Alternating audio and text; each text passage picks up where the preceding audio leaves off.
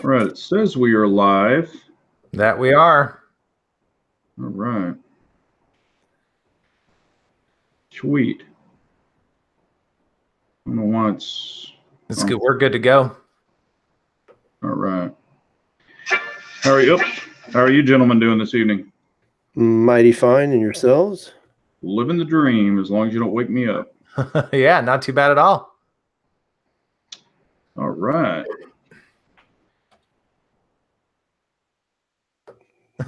In all seriousness, saying back again, nerds. There it is. Well said. Well said. Oh, you know what? What's that? We lost Big Johnson. Did we really? Yeah, we did. Oh, hopefully boy. He can dial back in because we cannot call him. So hopefully he'll be able to figure that one out. So are we actually on the air? Or no? We were totally on the air. Just the two of us, man. Just the two of us. So what's going on, dude?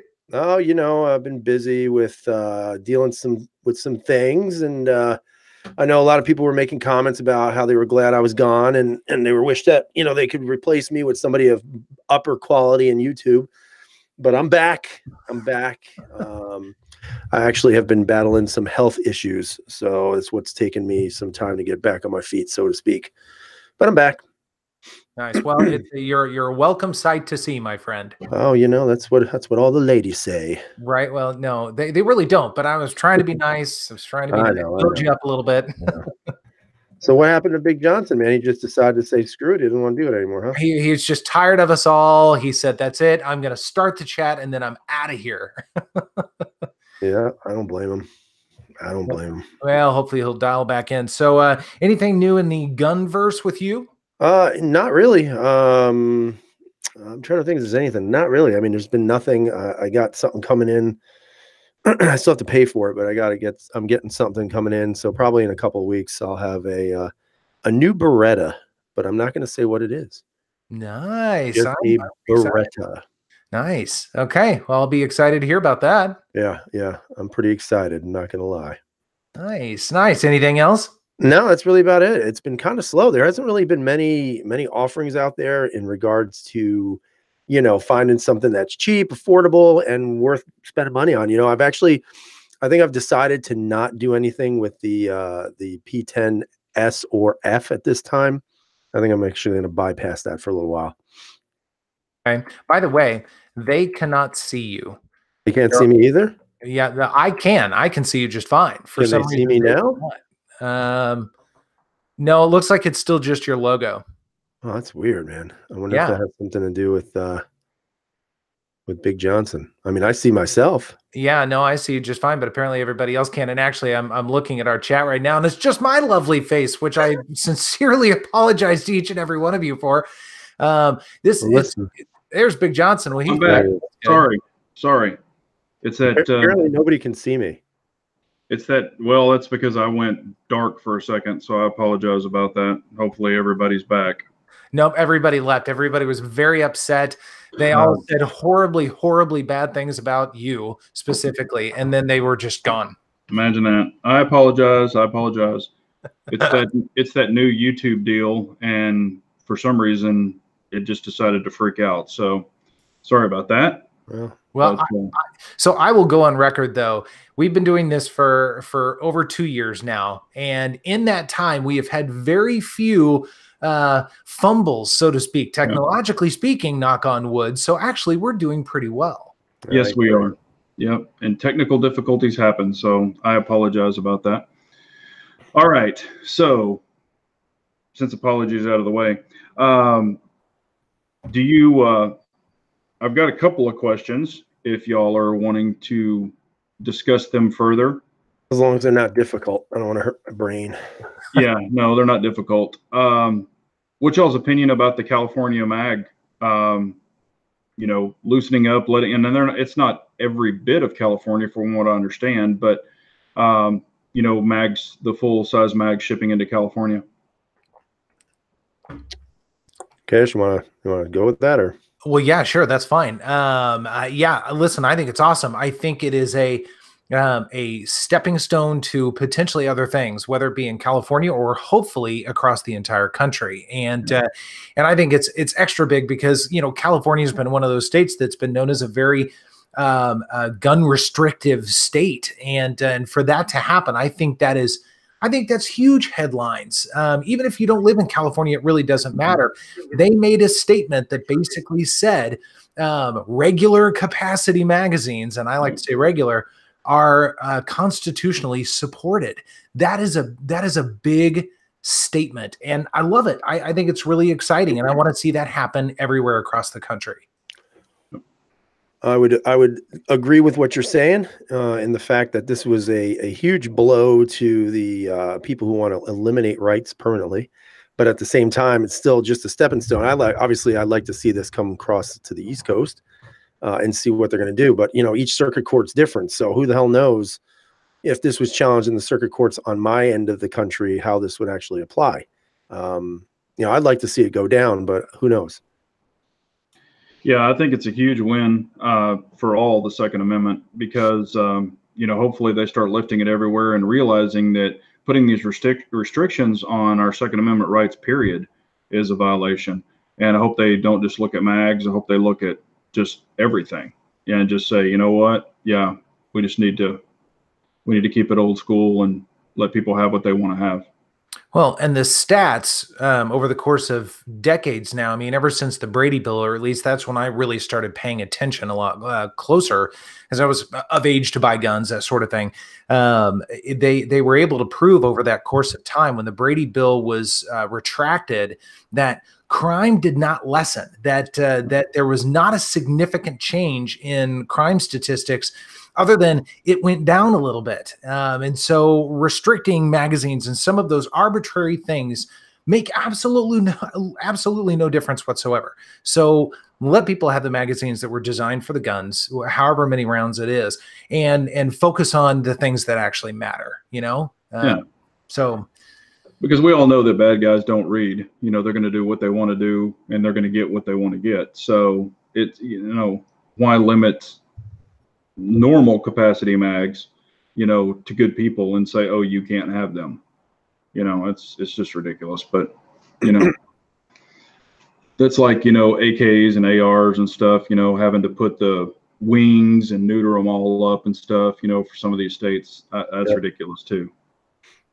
It's also playing to, you know, the political arena as well, because, you know, let's be honest, politicians don't really do anything to solve any problems. No. All they do is they try to say, well, this problem is being caused by this thing, when in fact it's being caused by this thing over here. So they look at, you know, this whole idea of violence. And I love how they always say, oh, well, this will also reduce the amount of suicides. Well, wouldn't the concentration on mental health and resources available to people who are suffering with mental health issues, wouldn't that also reduce the amount of suicides? Yeah. So, you know, instead of really combating a bigger problem, they're still focusing on a smaller problem. So then you always have to ask yourself the question of, well, then what's really the agenda? Is the agenda to truly keep people safe, or keep people under the thumb of an authoritarian government or whatever? You know, I mean, again, we could say that's all conspiracy theories, whatever it might be. But to me, that seems a little bit more realistic than not. No, I think a lot of it is a control issue. You know, they don't want, you know, the government stuff looks at what the military has and all this other stuff, and they're like, oh, we don't want you to have that. Well, why? If the military can have it, why can't I have it? You know, but because they forget who pays for the military and who pays their salaries too. Oh, sure. Well, they, you know, they get permanent benefits, you know, and they get vested in, I think, after like 2 years. So they have nothing to lose and everything to gain to stay in political office. So, and they will miss those lobbyist checks too. So, but okay, so we got that out of the way. And I know that, you know, a lot of the families aware of this, but the Shield 4-inch, the Performance Center with the optic, what's y'all's opinion on that? Ridiculously overpriced. That's almost a $900 handgun if it's ported. If the slide and the barrel is ported, it's like what, $850 something. And then if it's not, I think it's $840 something. So I would actually be apt to get one that does not have anything except for that 4-inch slide. I think that's more doable. I think that was actually their MSRP on that was about, was 5 upper fives for the regular one? Yeah. 529. Yeah. So I mean, you figure 4 and change, which is, you know, that's doable. I think it's a great. I think that's pretty cool, man. I'll be honest with you. It's got me very intrigued. Yeah, I'm all over it. I don't care about the optics one. That's not an interest to me at all. I was talking with, I think, Harry, and the guess is that the optic is probably Crimson Trace. I didn't know they made optics, but apparently they do. Apparently, I'm not paying much attention to them, but the non-optics one I think is fantastic. And if you recall, when they first came out with the 2.0 Shield, that was right about the price point. It was pretty close to that. So you know, this, I think it'll start there and it'll work its way down. Smiths usually do, and they turn out to be just great bargains. And so, yeah, I'm all over this, man. I am. Yeah, it said 854, but if you read the fine print, it says, you know, retailers will vary, or, you know, price it with retailers will vary. So I think they're just throwing that price out there because, you know, they're just trying to see what, you know, where it's going to settle when it's eventually released. But yeah, and, you know, speaking of Crimson Trace, I was at a gun store. This was like three or 4 weeks ago, in Oklahoma, and Crimson Trace was in there. And they were showing their new optics and, you know, all that they actually have new red dots and new scopes that they're doing. And, you know, they had a little red dot, but it was the one that you mount on a pistol, or excuse me, not on a pistol, on a rifle. And it was pretty nice, but man, the MSRP on it was really high. Mm-hmm. You know, I don't see that it's any better than, you know, a Hollow Sun or something like that. Just looking at it. It didn't look like it was earth-shattering glass or any of that kind of stuff. So I don't know, but that was just in the store playing around with it. So let me ask you this. Would you both agree that the extended magazine on a Shield would give you about the same grip, maybe a little smaller than, like, let's say a Glock 19, Glock 48? Would you agree with that? Depending on the extension. I mean, I've got, I guess, those Hive +2s, and that's about the same. Yeah. Yeah. So you think that, do you think this is really going to do a dent to Glock with the new 48? You know what I mean? Because it's a single stack, 10-round capacity, about a 4-inch barrel. So in essence, it's just a bigger version of the Shield. Well, think about it this way, though.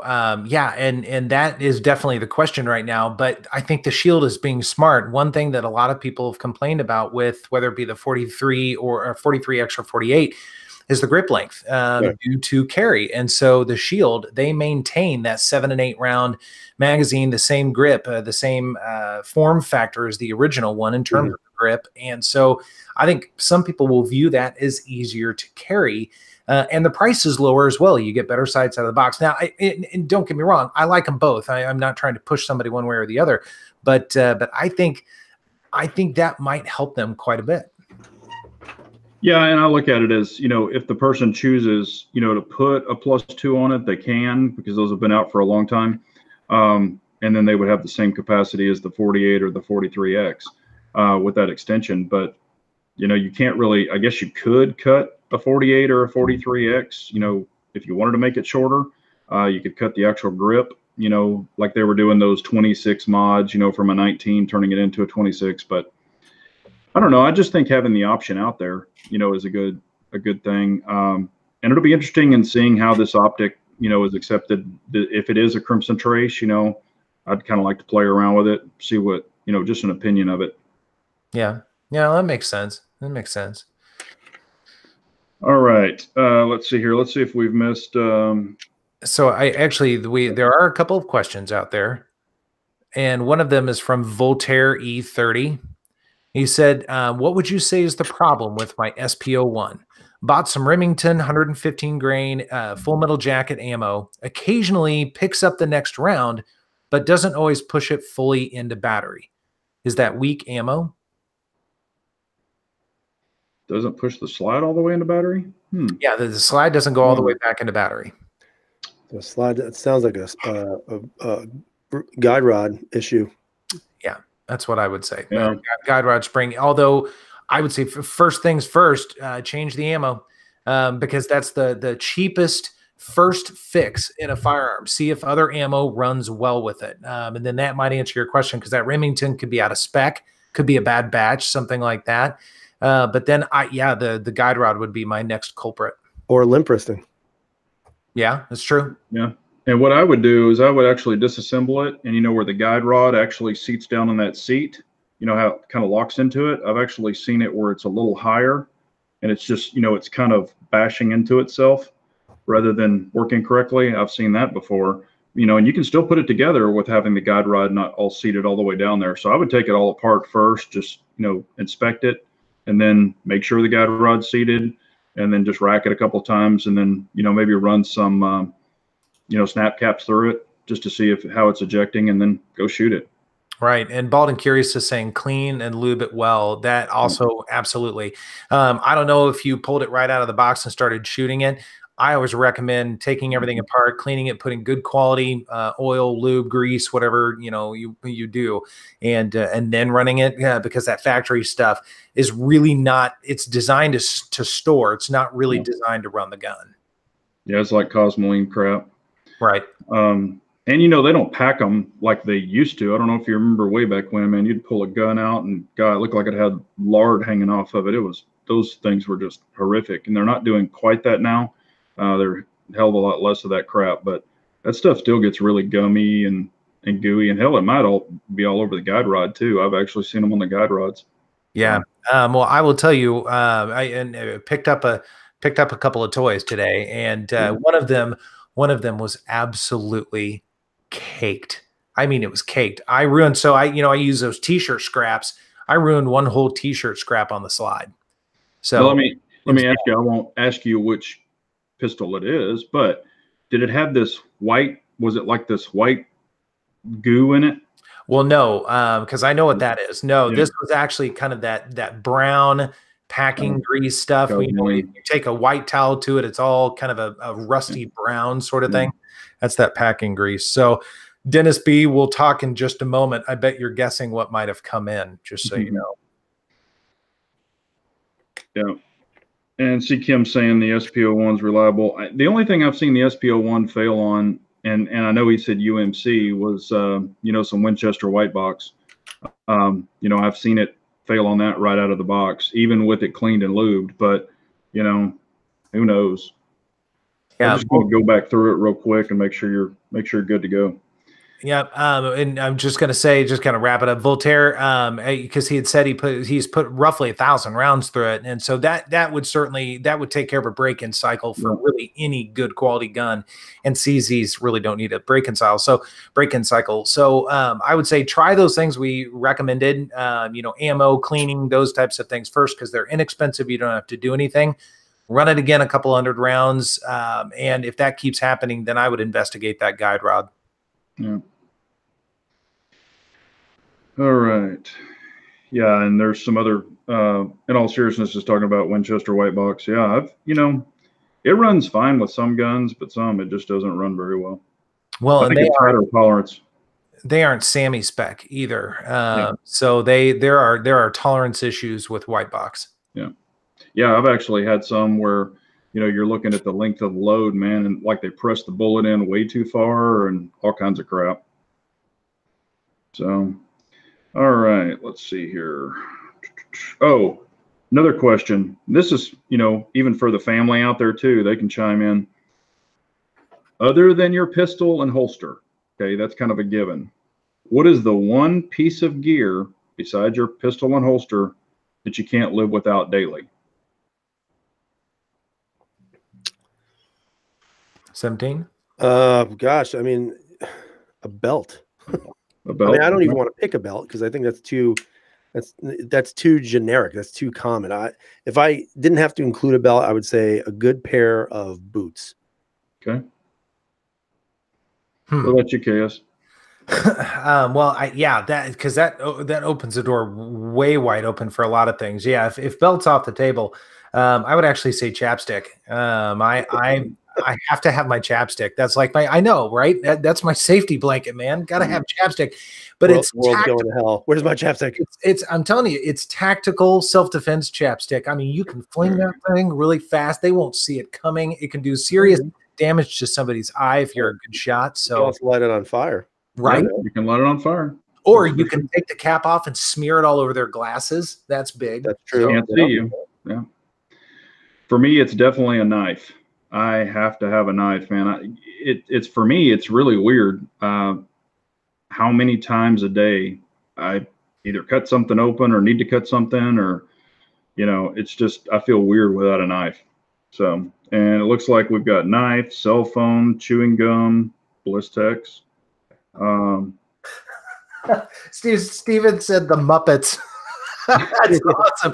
I can't live without them. KS likes the Muppets and chapstick. Okay. Animal goes with me everywhere. Yeah, and see, Kim said you could lube the rails with your chapstick. See? Yeah. I don't think you replace a good pair of boots, man. Yeah.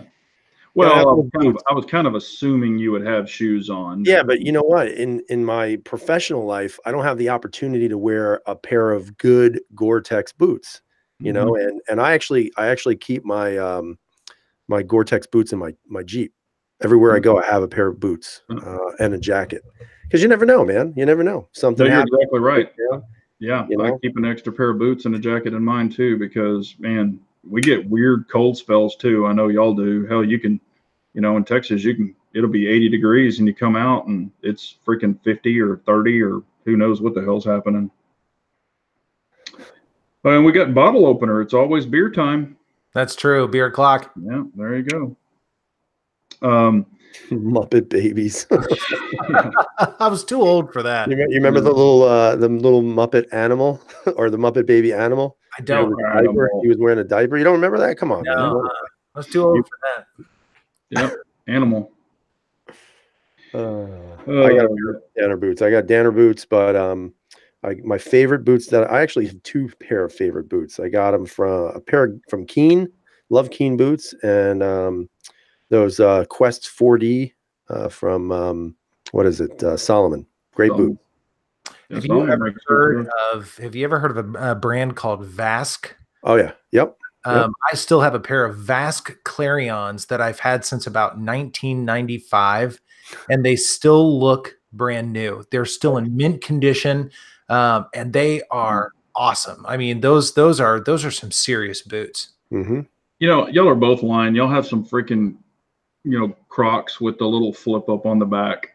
Yeah, when I was down in North Carolina last summer, my wife got me a pair of I don't know what the hell you want to call them, like boat shoe Crocs. Yeah. And I was like, whatever, we're at the beach, I'll wear them. Do you know I never wore those damn things one time because they just look so stupid.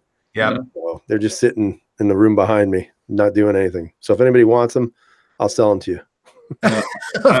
I had a pair of shoes bought for me, and I guess they're Skechers or whatever, and they're kind of like a boat shoe thing with the little grandpa sole on them. And I put them on, and I was like, "What the hell?" Never even wore them and gave them to a homeless shelter. Yeah, figured somebody else could use them because I was like, I'm not wearing these damn things. Hey, yeah, and you could autograph them, and you could sell them. That's what they would have no value at all if I autographed them. So. Yeah, somebody would want to burn them. I don't know who, but somebody. Have y'all ever, in any profession, have y'all ever worn steel toe boots? Yeah, I did on the fire department for a while, and then I secretly threw them out and bought myself non-steel toe boots because I couldn't stand them. Yeah, and they weren't steel; it was like the composite toe. Yeah. What about you, KS? I've had a couple of pairs of boots that have kind of, like you say, the composite. So it's not steel. I mean, you could probably crush them if you really had to, but they were reinforced to a degree. But I've never had a need for steel tip boots. Yeah, in the profession I was in way back when, they were like, "Oh, you need to get steel toe. People need to wear steel toe shoes." And I was like, Anyway, actually saw a guy drop an engine block on his foot, and the steel compressed and cut 3 of his toes off. Yep. And I was like, ooh. That's why I didn't wear them. Yeah. Because, I mean, and I know it's an old, everybody wore them back in the day, but man, they don't, they're not indestructible. Of course, if you wouldn't have had it, he probably would have lost his toes anyway. But man, those things folded right down and just literally cut his toes off. So, but yeah, I've got like, what the hell are they called? They're kind of like combat boots. It starts with a B. Is it B? Bates. Bates, yeah. I've got a pair of Bates, and they're super comfortable. Mm-hmm.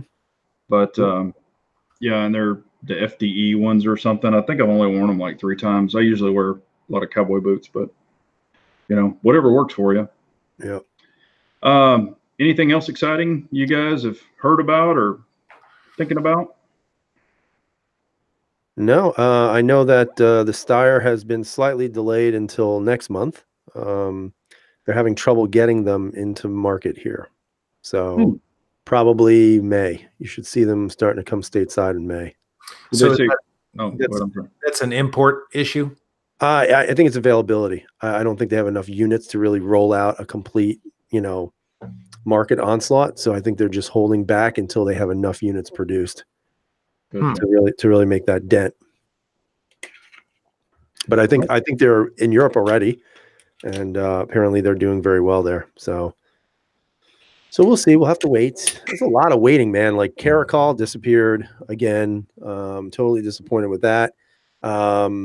You know, obviously Steyr, we're still waiting for that. The Delta, what is it? The Delta from AREX? Mm-hmm. That's coming. I guess that was supposed to come out this month, I thought, wasn't it? April. I mean, that's what they were saying. Yeah, so they had the government shutdown. That was part of their problem. Supposedly it was importation, and they blamed it on the government shutdown. I don't know if that's what's true, but that's what they said. Right. Yeah. Okay. Yeah. Roman has a really good comment here. You got to let the Caracol go, 76. I can't, man. It's just one of those guns, man. It's one of those things that you see it and you just, I don't know. I don't know what to say, you know? I know, but I wonder if you had it in hand, if you would think the same way. It's hard to say. I've never held one, you know? Yeah. I mean, it looks interesting. I mean, it looks like it's going to be an ergonomically friendly gun. You know, obviously people have said the trigger is not that great, blah, blah, blah. I don't know. You know, I would like to have that experience because that's a gun that's been on my list for a while. And I just think it looks unique. And I like things like that. I like things that are kind of oddball type of things. I played with it in NRA and, you know, or the samples they had out there, and it was okay. But yeah, the trigger wasn't that great. But, you know, I mean, who knows, after you put some rounds through it, the trigger might, you know, soften up and might be fine.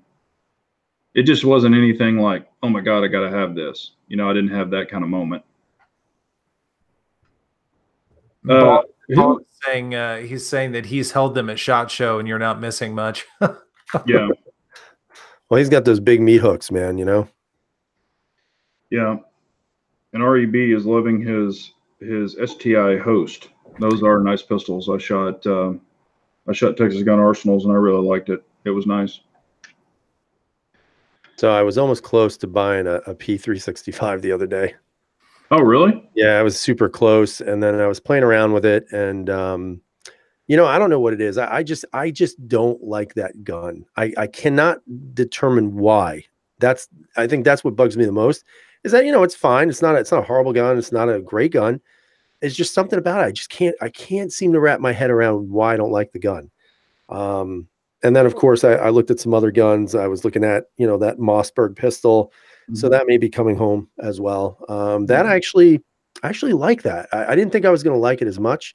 And I was playing around with that, the 43 and then the Shield again, just to see what was it about. And it's actually not bad. It's actually looks to be fairly well built. The trigger is not bad. The finish on it is really nice. I actually like the texturing on the grip. It's kind of, like I said, one of those unique oddball type of guns that I don't really know if you need it, but it's just different and it looks pretty cool. So I think I might get one of those. I wonder if, because, you know, you spent a fair amount of time when the P365 first came out saying you had no interest, it wasn't a thing. I wonder if you just kind of, you know, told yourself that enough times to where it was like, okay, that's the deal. You know, I don't know, man. Every time I grip that gun, it just does not feel right to me. I don't know. I think it's the way that back, almost where the heel of your hand would be, where the back just kind of cuts down. I don't know what it is. I just don't like it. I don't like the way that gun feels. Yeah. I don't like the trigger. I'll be honest with you. I know a lot of you could love that trigger. I don't like the trigger on it. I don't think it's that great. Yeah, and you know, I was going to shoot Harry's that time, and when that freaking firing pin broke, and it's you know, with some of these guns, and I know that they've done their fixes and stuff like that, but with some of the guns, you know, it's kind of a first impression thing with me. I mean, if it's if I have a really bad experience with it, it's hard for me to go back to it. Now, would I shoot one or try one?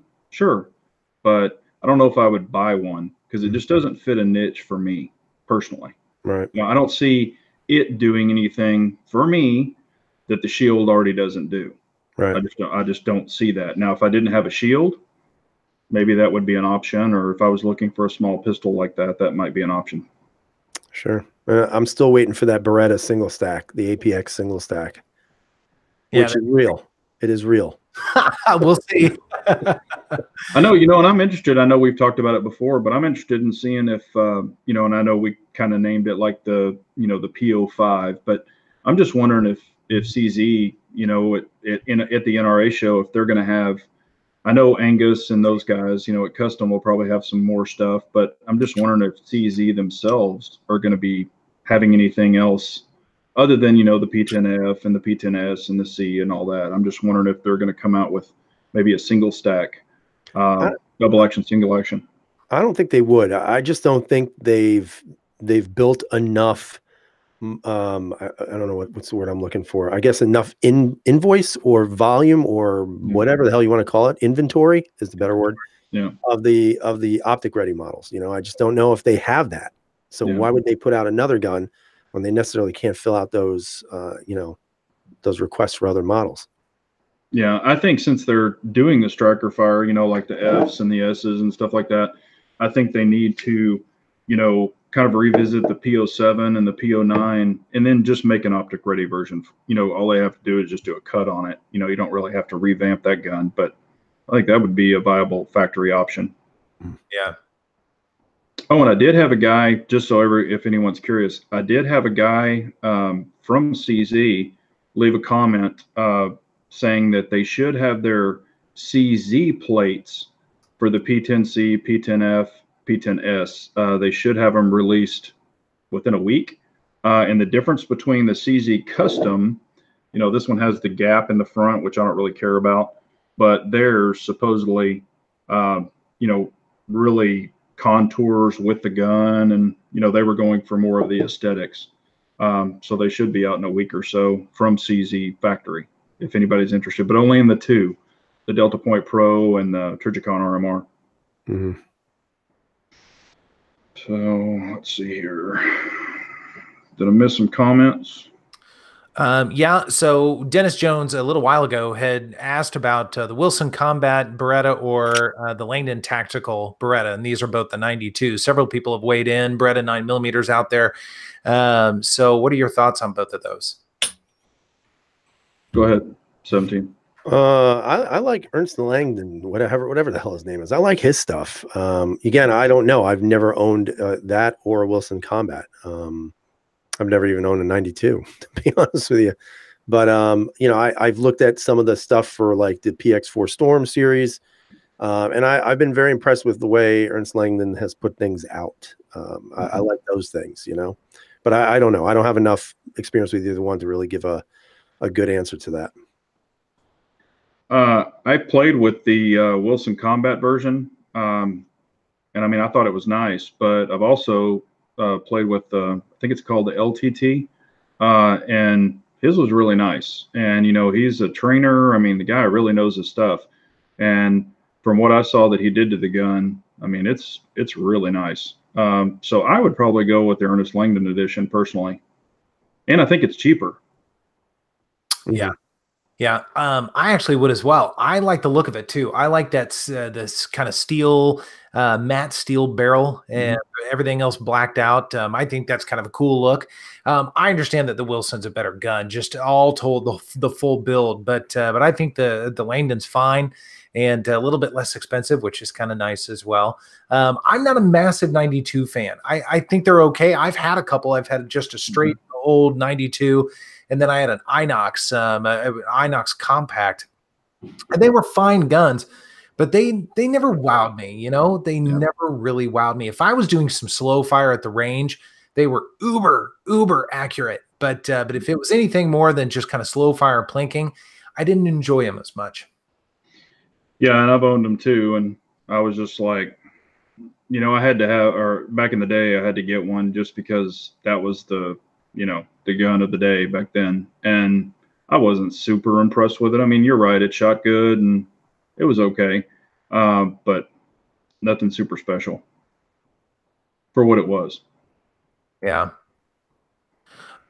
So Dennis Dennis B asked, how do you feel about the CZP-10S? Looking for another carry gun. Go ahead, 17. As long as it works and you can shoot it, why not? I think it's a great option. I mean, it carries really nicely. You know, I think it carries better than a Glock 19 just because it feels a little slimmer. But I think it's a great addition. I don't see why you wouldn't try it. Now the S, I haven't personally put my hands on it or anything. I think it would be a fine gun. I mean, I really like the C and I like the F, but for me personally, I think the C is as small as I would go, because I personally conceal the C very well. Beretta's weighing in on the 92. He's saying, all I know is GB Guns works for Langdon Tactical. He's their marketing guy, and they gave Mac a free gun to market it for him. Just saying. Oh, maybe. I mean, hey, wait, we don't get free guns? Oh yeah, right. You know, there's something to be said for marketing. You know, whether it's good, bad, or indifferent, there is something to say about marketing, and if that is a smart marketing ploy, I mean, you know, what do you do, man? What do you do? But as far as the P10s, you know, obviously I've had some time with all three. This is weird to say. I like the F a lot. It's a lot of fun to shoot, and it's ridiculously easy to shoot. You guys know I don't like the full frame guns as much, generally speaking. Looking at a little compact here, we'll talk about later. But that F, man, that F feels good. It shoots incredibly flat, even in my weird hands, and I've been really impressed with that gun. Yeah, I've let 3 people shoot it other than myself. And 2 people loved it. One person was like, you know, they liked it, but they weren't like, oh my gosh, you know. But the other 2 were like, yeah, they really liked it. So, but you know, it's like I said, it's whatever you personally prefer. And the person that didn't like it actually shoots a comparable gun to it. So it's not like he shoots little tiny guns or anything like that. So. But I will tell you this, and it's kind of strange, and I only noticed it on the F. If you have the large backstrap on it, which I really like because it fills up my hand. However, the large backstrap on the F, it has this huge hump right here. They didn't bring it down and then hump it here. It's kind of strange, but it's got this huge hump, and I was shooting it with the red dot, and you know, shooting it fine, but we couldn't get really high up into it because of that hump. So, and I was shooting the dot just a little higher than I should. So Humble recommended to put the medium on it and shoot it. And so I've been running with the medium on it and I've shot it, but still doesn't fill up the hand as well as the large does. That's what I'm noticing it. But I mean, it shoots fine. It shoots fine either way. You can just get higher up on it with the medium than you can the large. Yeah. So I guess it just depends on the person and what they like. So, and I've heard a lot of people that are going to the NRA. I personally am not. Are either one of y'all going? Have y'all decided? Yeah, I've decided I'm not going. Okay. Yeah, I've had a couple of client things come up. I'm not going to be able to go. That's not going to be able to be worked out realistically. So, which is bummer. Although I sort of want to go to SHOT. I enjoy Vegas for a few days anyway. It's kind of an excuse to get away for a while. A lot of the guys from Centerfire go, so that'll be a lot of fun to hang out with them and meet. I think it's a little bit bigger event, so I'm actually kind of looking forward to that. Yeah, here's a question, and it can go to all of us. You know, because you can play it how you want. He is asking, forget who's asking it. It went away. It was P10F or P09. Which do you prefer? That was Young Guns. Young Guns, that's okay. 17? If I had to choose, I'd go with a P10F. I'm not a fan of the P09. Okay. Yeah, 100%. I'm the same way. I'm not as big of a fan of the P09 and the P07. Okay. I mean, I love my P09. To be very fair, though, Young Guns, I don't have near enough time behind the F that I do the P09. P09 is one of my all-time favorites. But I mean, I love the C, and I'm really liking the F. So that's going to be, a tough one. And I just need more time behind the C, or excuse me, more time behind the F to really, say I like this one versus this one, because of course, double action, single action, or striker fire, they're two different animals right there. But I see a need for both. I mean, I guess if you like the striker fire better or the double action, single action, but it's hard to beat, it's hard to beat the P09 and single action because it's 3 pounds, 6 ounces. I mean, and you're only firing the double action once. So unless you just manually decock it back to double action. Right. So. In all seriousness, 88 is saying the nerd trio hasn't discovered the P30 SK yet. I've actually had one. I don't think it ever made it to the channel, but I've had one, the V1 LEM, and it was a good gun. Yeah, I really like the P30. I mean, they're nice guns. Matter of fact, I remember HK had they lowered the price on it. You could get them for like $5. Of course, they take the same mags as the VP9, but you could get them for like, what was it, $569 or something? And I remember they used to be like freaking $800. Yeah.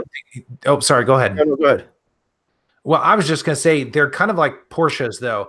You have the base model with the base price, but then if you add any options or anything else whatsoever, it goes up exponentially. So if you add night sights or the LEM trigger or anything like that, you're talking another $200. That's the only problem with HK.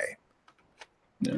I think also in regards to the LEM trigger, which is obviously a better trigger, I think if you don't get that model, I'm sorry, but the P30's triggers are dog shit. I'm sorry to say that. And if you guys are out there and you don't agree, it's okay. But the LEM trigger makes that gun better, period. And that was one worth buying. Yeah. But if it doesn't have that, no way. Yeah. Let's see here. Romans is asking, how does my P09 have a 3-pound trigger in single action, and have I changed something? No, I haven't changed anything. I've just shot the dog crap out of it. And hell, even I think after like 4, and I mean that's on a trigger gauge. I'm not just making it up. And I think 17 pulled a 3-pound something, 9 or 6 pounds on his. It's just shoot it, and it actually lightens up. After, I don't know, 600 rounds, I think it was like that. You're right, Red October. It is dog shit you can rely on. You're absolutely correct. And I mean, I had a P2000 that had the LEM trigger on it, and I compared it to one that did not. And it's, in my opinion, it's night and day difference between the double action, single action on those guns. Yeah. But, it's kind of stupid that they even do that. Why not just make it with the good trigger? Get rid of everything else and just make it with a good trigger, and then maybe upcharge for like night sights or whatever. Sometimes that irritates me, where a manufacturer is going to make different models of trigger pull, for law enforcement supposedly, yet it's still available for the civilian market. Why not just make the better trigger right out of the box, and then no problem. I don't know why they do that. Well, Glock does the same thing with like the 34s and stuff like that. They have the 4.5 pound or 3.5 pound, one's military or law enforcement, but I don't know. They have the New York trigger. That's an 8.5 pound trigger. But you have to specially order that, Yeah. I think some of it has to do with the manual of arms, though, because you've got some that are safety, you've got some that are decocker, you've got some that are not safety or decocker. I mean, right. So, and I think the way they build, and I don't know the inner workings, so I'm only guessing here. Correct me if I'm wrong, but I would imagine because those manual of arms are different enough, they probably have to change the trigger design a little bit or parts of it. So that's where they came up with the V2 and the V1 and the V3 and whatever the hell else they have. So yeah. Wheeled and Well Armed has a question. The Walther P99. Oh, I'm sorry. He's just making a statement. The P99 is a Canik TP9. Okay. Actually, the Canik TP9 is a Walther P99. Get it straight. Right. The Walther was out much Yeah. longer than the Canik was. He's just meaning the same thing. Yeah, and a lot of people, Ken McWilliams is saying the SKS is great for appendix carry, and a lot of people, some people are like, they'll only appendix carry a double single action, and some it doesn't matter. What's y'all's opinion on, or well, I mean, do y'all have an opinion on that? Wait, say that again? Carrying a double action, single action for appendix or a striker fire. Do y'all have an opinion on either one of those? Which one is the best to carry, or does it matter? I'd say neither. I don't carry appendix. That's not. I don't care for that very much. So do what you want, I suppose. I don't know, man. If you keep your finger off the bang switch and you don't have clothes in it, I mean, if you're careful, I think a striker fire is probably fine in appendix. Although there are probably some strikers I would maybe think twice about, like an apexed PPQ or something like that. I may not. Something like that, but well, I mean, that's a light trigger, right? It's a good trigger, but it's a light trigger, but it's on par with a Steyr. I mean, it's not super light. It does nothing to the trigger weight. It's just the take up of the trigger is a lot shorter. Well, it's already a light trigger. It's already a light trigger. It's a good light trigger. It just reduces take up, which is probably more scary than the weight. Yeah, no, that's exactly right. So I think a lot of people go double action, single action for that primary reason. That double action pull, if you're talking 9 pounds, 10 pounds, something like that, you got to work pretty hard to make that thing go off. Yeah, I don't do appendix. I like my tallywhacker way too much. And I just think, I'm comfortable carrying it strong side of my waist side. I'm much more comfortable that way. Yeah, I'll carry either appendix. It doesn't matter to me. And, all this tallywhacker stuff and stuff, if you have a good pistol and you have a good holster, I've never had an issue. And, I get that all the time. People beat me up about the way I carry. And, I just say, do what you want to do and what you're comfortable with. And I've carried double action, single action, and striker fire. And I've carried light triggers there. So. Listen, carry the way you want until you blow your wiener off. Right. Right. Yeah, and don't do any backflips with your holster on or whatever the hell that FBI guy had on. Right. Hey, so Dennis is hitting me up again, Dennis B. So I'm just going to do this. So this is the P320X Compact right here. I've had it for a couple of hours now, so I have absolutely zero opinions about it at this point in time, other than I can tell it's a smaller gun. But I do have it. It came in early. Actually, I was pretty stoked about that. So, more thoughts coming very soon. Yeah, cool. I mean, I'm excited about seeing what you're going to think about that one. Red October has a serious question. What happens when you have to pee? And I guess he's meaning like when you carry appendix. Well, when you carry appendix, you keep your gun. You just move it from the 12 o'clock over to, I guess, the 12:05 or whatever, and you pee. It's not hard. Actually, you have to take your pants and your underwear completely off. And you have to get undressed. You a little pile of clothes and gun, and you're at the urinal. So when people walk in, they immediately turn around and walk right back out because they get very scared very quickly. Yeah. Or as a friend of mine says, the hook, those hooks, those little hooks in the crappers. Buddy of mine says that's to hang your pants on when you have to go to the bathroom. And I'm like, you take your pants off to go to the bathroom? Yeah, not a big deal. Look at in all seriousness, this comment. It's funny, man. That is a funny comment. Oh yeah, your taint region. And that is, that brings up a valid point. I guess some people think when they go to the bathroom, they have to take the gun and the holster completely off their body and like set it on the toilet or set it on the floor or do all that, and that's how guns get left, man. I've actually seen one in a little LCP, was in a Walmart restroom. And I was just like, oh, great. What if a kid found this thing? I'm like, why the hell do you have to completely take your gun off to do whatever you're going to do? And if you do have to remove your gun, it'd be a wise idea to set it, like, if you're going to do the number 2, to set it like in your underwear so you don't leave that thing laying around. Yeah.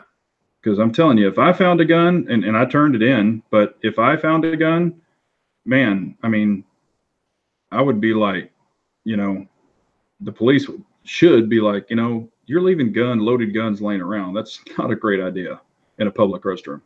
All right. So, but let's see here. Dennis Jones just says, just roll the top of your sock down and stand on one leg. It's a very strange group of people in here. I'm not going to lie to you. Yeah, they make it fun. That's what it's all about. Everybody has their idea. Let's see here. You're welcome, Daniel. West Coast Chicano gave $2. We appreciate it so much, sir. We don't expect it, but we appreciate it. Let's see here. Have you guys ever owned a gun where initially you thought it was fantastic, and then the more you either carried it or used it or stared at it or fondled it or whatever, did your mindset about that gun change? You mean like immediately, or like a year or 6 months? Anything, any gun, anytime, any amount of time you owned it. I mean, was there ever a gun where you were absolutely head over heels for this gun for whatever, a long period of time, short period of time, and then as you spent more time with that gun, shooting it, using it, carrying it, did your idea of that gun change? What is the gun that you would say that about? Yep. We talked about this a little while ago, or I don't know, a couple of chats ago or something, but so I don't know. Oh, my personal one, and I was in love with the gun, and y'all will probably remember it, but I just kind of fell out of love with it, was the SIG P320. Really liked it, shot it great, still shot it great, but just kind of fell out of love with it. Interesting. What about you, KS? I have two that come to mind distinctly that I really, really liked. Both the guns, was very impressed, had great experiences with them as well, for the most part. One would actually be the PPQ, believe it or not, the regular PPQ.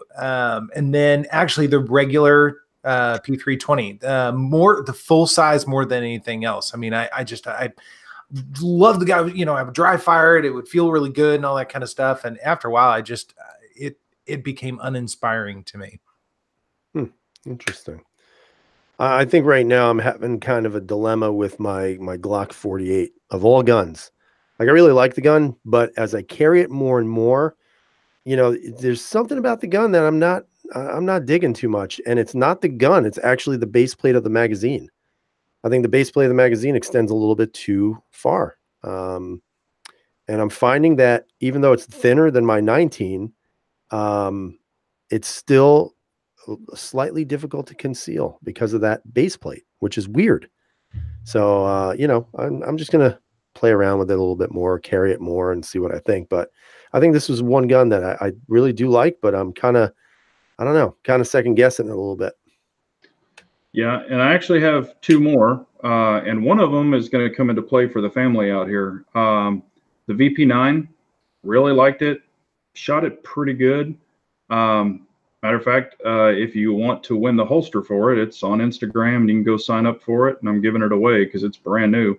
Harry's holster for the VP9. If it's the VP9, the SK, and the P30, I believe. But VP9, it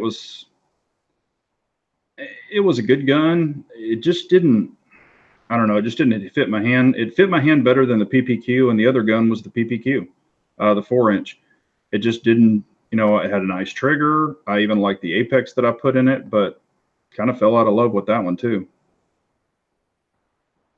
It's interesting. It's especially, it's interesting, especially if you really like it at first and you shoot it well and you have by and large reasonable experiences with it. And then just after a while, and I suppose that's the same with all things, right? Like a car, when you get your car, if it's something that, you knew you wanted to get or whatever, and you bought it and it's great for however many years. And then after a while, you're like, I'm ready for a new car. I'm ready for something different. I'm ready for a change of scenery. I think we approach guns a little bit that way too sometimes. Now there are some that we get and very quickly realize, oh, this was not the right gun for me, and it's out the door or whatever. But there are other times where you get a gun, and I said it several times, especially with the PPQ. When I first got it and first put out a video years ago on it, I was kind of blown away at how good it was, how good the ergonomics were, how well it felt, how amazing that trigger was at the time, and it still is. It's still a good trigger. But just after time and experiencing other guns and doing other things, it sort of stayed in the safe. And it never got touched. And it never got touched. And it gathered dust and all that kind of thing. I would take it out every once in a while to dry fire it a couple of times or put a little oil on it, and then it would go right back in the safe. And so I finally was like, no, it's time to move away. And now anymore, it's sort of routine. A lot of times I look at something and say, God, I want to keep that, but it's got to go. But at the time, it was more like, man, do I keep it? Do I not keep it? But the PPQ, I just kind of fell out of love with. Interesting. Red October says, KS, you remind him of Jeremy Hopper. Yeah, you have to help me out. Who's Jeremy Hopper? I guess I don't know either. So that's one smart dude. I was looking that up because I have no idea who it is. Yeah. So there's a guy named Jeremy Hopper who was convicted of manslaughter. I don't know if that's him. Why, thank you, Red October. I appreciate that. Jeremy Hopper reacts to his verdict in manslaughter trial. He was one smart dude. He's the man who took down Miami Prepper. Huh. I don't know. Yeah. All right. Well, we're getting pretty close. Anything that y'all have coming up you want to talk about? I don't know. I really have nothing going on until I get some new stuff in. Trying to think if there's anything really. No, nothing really. I wing it. You know that. Yeah. What about you, KS? The Staccato C is coming up, and then I got to start working with both the SIG and the Mossberg, and take a little break from some of the 1911 stuff. But there's a lot of 1911 stuff coming up, a variety of those, which will either be good or bad because people aren't quite as interested in 1911s. But I love them. So there's that. I did throw the can on the 9mm AR. I've got the adapter today. I did actually order a different adapter for it. It's a 1x36 thread, I think, rather than a 1x28. So had to wait for that, but I'm stoked for this, man. I'm stoked to go take this out and get it all dirty and nasty and everything and see how it runs with the can. So some fun stuff on the way, I hope. Cool. Keith was asking about the Lancer 308, and it's here. So I shot it day before yesterday, and the video's already up on it. It shoots great. The thing is awesome. I mean, it shoots way more accurate than I do. Getting back into a little bit into the long gun stuff, and really excited about that. I've got the STI coming up. I shot it first competition, so got a video and a discussion about that. There were some pros and there was some cons. So if you want to check that out, I'll have that up soon. And that's kind of what I have going on. Oh, and also, like I said, giving away that VP9 holster. If anybody's interested in it, they can check it out on Instagram and sign up for it. And I'm going to give it away. Like I said, it's brand new, carbon fiber red. And I want somebody else to enjoy it. Nice. Cool. So, but I appreciate it so much. We appreciate the family out there. It means a lot y'all tuned in. And we will have it next week. Again, next Wednesday. Whose chat is it going to be next Wednesday? I have no idea if it's mine because I'm so out of the loop with this now. So it could be mine. I don't know. I have no idea. We'll just say it's 17s. How about that? All right. Yeah, no problem. All right. We appreciate y'all so much. Gentlemen, y'all have a great night. And everyone out there, thank y'all and have a blessed night. Be safe. Bye, guys.